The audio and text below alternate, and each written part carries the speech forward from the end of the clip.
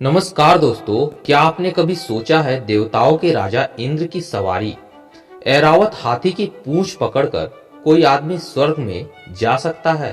तो दोस्तों, इस कहानी में कुछ इसी तरह की घटना घटित हो रही है, जिसमें एक व्यक्ति ऐरावत की पूंछ पकड़कर स्वर्ग में चला जाता है। फिर उसके साथ क्या होता है, चलिए जानते हैं। सिंह भूमि जिले की पहाड़ियों में पहाड़ी खड़िया जनजाति रहती है। इसी जाति का एक युवक था जिसका नाम था महतो। महतो जंगल से खाने पीने का सामान बटोर कर अपना पेट भरता था। उसका घर पहाड़ी की चोटी पर था। महतो हर काम में जल्दीबाजी करता था। कई बार उसे अपनी गलतियों की सजा भी भुगतनी पड़ती थी, किंतु उसके कान पर जूं तक नहीं रेंगती थी। एक बार वह रात को झरने के पास बैठा बांसुरी बजा रहा था। तभी उसकी नजर एक सुंदर हाथी पर पड़ी। हाथी के शरीर पर बहुमूल्य आभूषण थे। उसके देखते ही देखते वह हाथी आकाश में उड़ गया।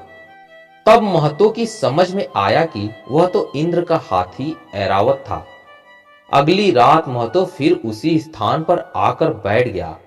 उसने हाथी को घूमते देखा तो मन ही मन एक निश्चय कर लिया। जैसे ही ऐरावत उड़ने लगा तो वह उसकी पूंछ पकड़कर लटक गया।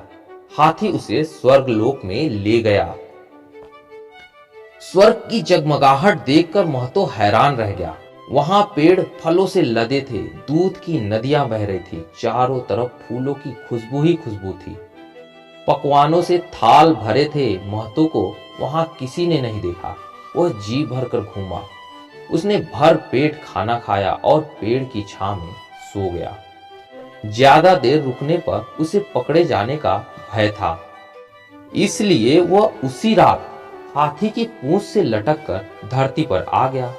महतो ने घर पर आकर मां को सारी बात बताई, पर महतो की मां को उस पर विश्वास नहीं हुआ।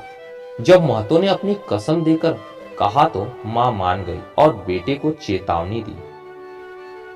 कहा, महतो किसी से यह बात मत कहना, वरना लोग तुम्हें पागल समझेंगे।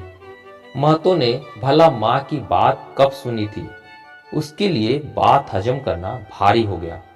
उसने गांव के मुखिया से जाकर कहा, वाह भाई, स्वर्ग के तो क्या कहने, हरियाली देखकर आंखें शीतल हो गई। मुखिया बोला, कैसी मूर्खों सी बातें करते हो, तुमने जीते जी स्वर्ग कहां से देख लिया, लगता है कोई सपना देखा है। महतो ने कहा, नहीं मुखिया जी, मैं तो सचमुच स्वर्ग गया था। ऐरावत की पूंछ पकड़कर लटक गया और उसी तरह वापस भी आ गया। कहो तो आपको भी ले चलूं। मुखिया ने सोचा कि चलो इस बहाने पता भी चल जाएगा कि कहीं महतो गप तो नहीं मार रहा। मुखिया अपनी पत्नी को बताने गया तो वह पीछे पड़ गई। वह भी साथ जाना चाहती थी। इसी तरह मुखिया की माँ, बाप, बच्चे और बुआ आदि सब साथ जाने की जिद पर अड़ गए। महतो की माँ ने उसे लाख समझाया कि वह किसी को भी साथ न ले जाए, पर उसने एक न सुनी। अगली रात ऐरावत हाथी पृथ्वी पर उतरा। जब वह घूमकर जाने लगा तो महतो ने उसकी पूंछ पकड़ ली।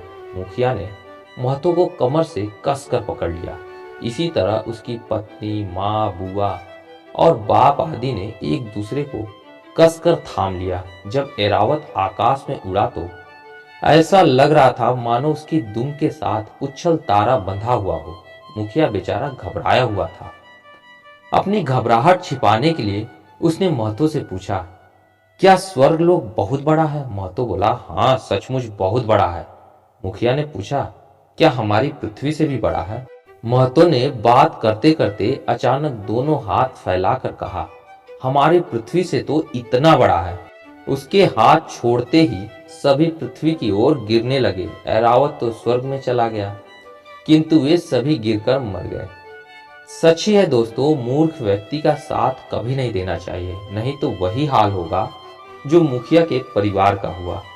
उम्मीद है कहानी आप लोग को पसंद आई हो तो लाइक और सब्सक्राइब जरूर कीजिएगा।